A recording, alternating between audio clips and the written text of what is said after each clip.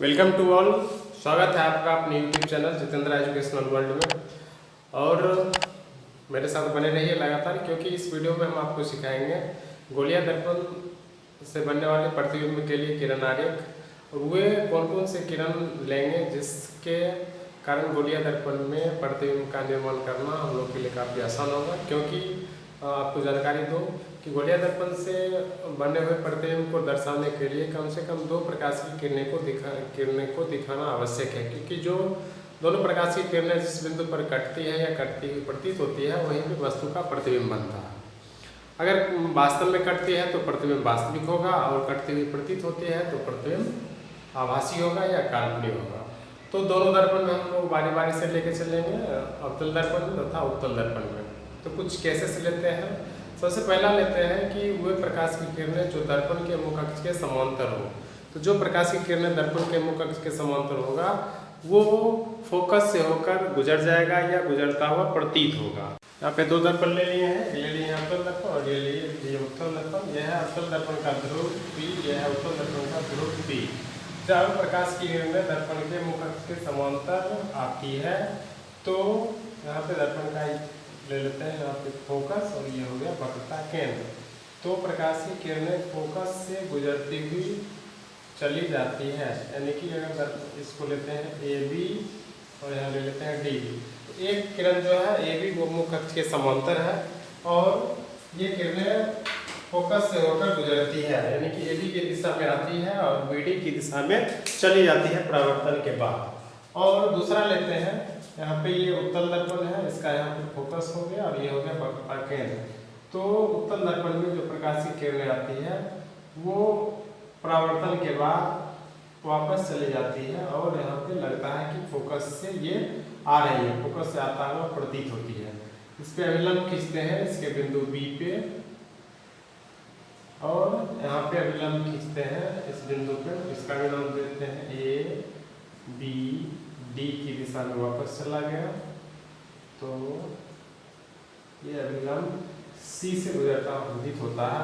तो यहाँ पे अपतन कोण I और ये हो गया परावर्तन कोण R, क्योंकि ये आपतित किरण का अभिलंब के साथ कोण बना हुआ है और ये परावर्तित किरण का अभिलंब के साथ कोण बना हुआ है, इसके बारे में हम आपको पीछे बता चुके हैं।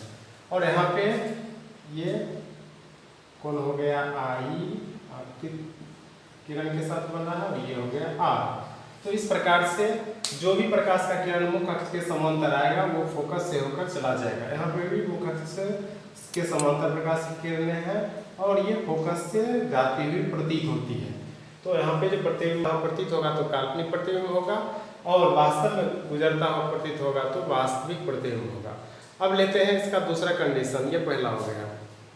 कंडीशन है जब प्रकाश की किरणें फोकस की दिशा में आपतित हो, यानी कि फोकस की दिशा में किरण जब गुजरती हो तो क्या होगा। तो यहाँ पे दर्पण का ये हो गया ध्रुव P और ये हो गया फोकस F, वक्रता केंद्र C, फोकस F, वक्रता केंद्र C।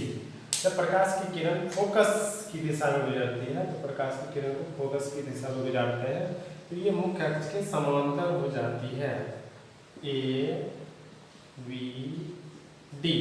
ये फोकस से होकर गुजरा तो मुख्य अक्ष के समांतर निकल जाते हैं, याद रखना। और दूसरा जो है वो है उत्तल दर्पण में, ये फोकस यहाँ पे है तो फोकस की दिशा में आपतित प्रकाश की किरण ये फोकस की दिशा में आ रही है और ये भी मुख्य अक्ष के समांतर हो जाती है। इसका भी नाम देते हैं A B D। और यहाँ पे खींचते हैं अभिलंब, यहाँ पे भी खींचते हैं अभिलंब जो C से होती हुई प्रतीत होती है। तो यहाँ पे जो बना कोण होगा आपतन कोण I, परावर्तन कोण R, आपतन कोण I और परावर्तन कोण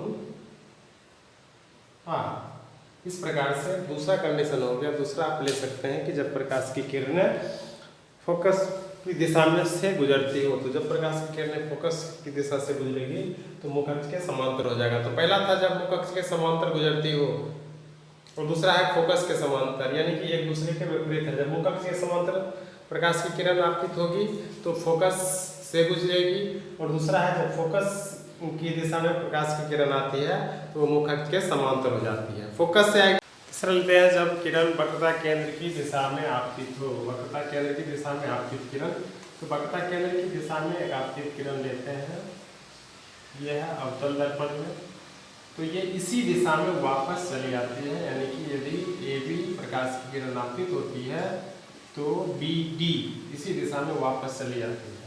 और दूसरा लेते हैं उत्तल दर्पण में, जब वक्रता केंद्र की दिशा से प्रकाश की किरण आपतित प्रतीत होती है, क्योंकि इसका नाम देते हैं AB, तो यहीं पे ये वापस चली जाती है, BD दिशा में वापस चली जाती है। ये हो गया अवतल दर्पण के लिए, और ये हो गया दर्पण, यानी कि अवतल दर्पण और उत्तल दर्पण। अवतल दर्पण से डिफरेंस यहाँ पे इतना दिख रहा है कि अवतल दर्पण में वास्तव में यहाँ पे किरण दिख रहा है और यहाँ पे डॉटेड लाइन दिखा हुआ है, ये काल्पनिक दिखा रहा है। तो ये जब प्रकाश की किरण वक्रता केंद्र से होकर गुजरेगी तो वो उसी दिशा में वापस चली जाएगी। ये तीसरा कंडीशन है।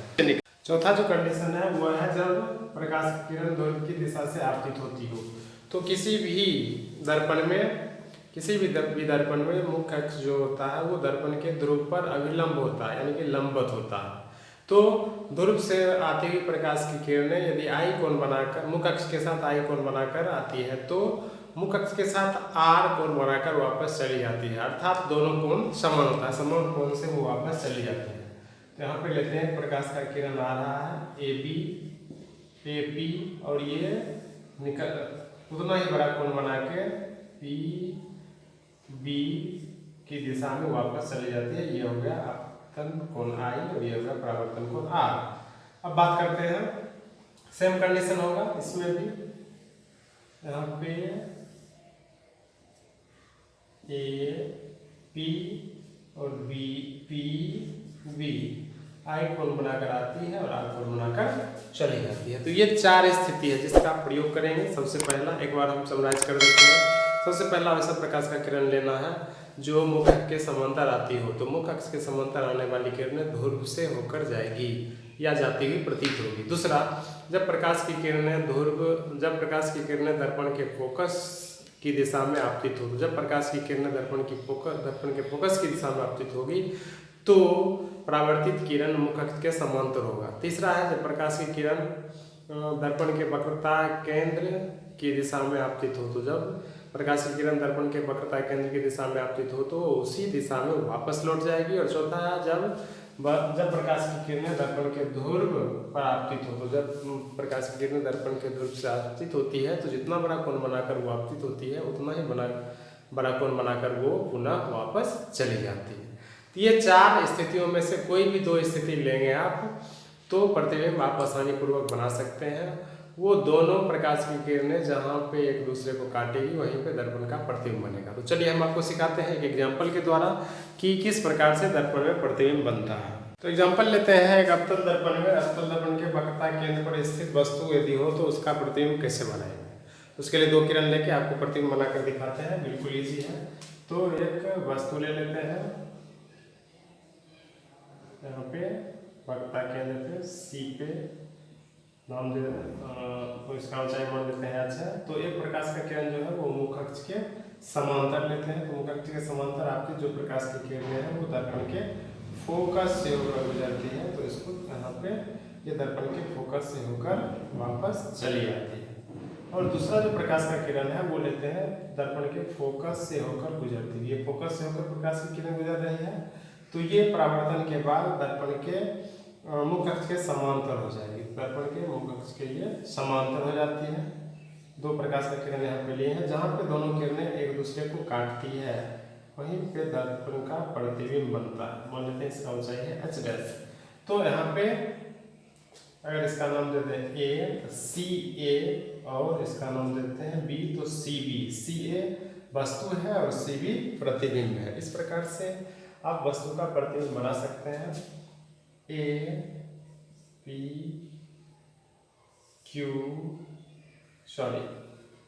इसका हम R देते हैं, ये हो गया। दर्पण का ध्रुव के लिए P लिखते हैं इसलिए P यहाँ पे डाल दिए।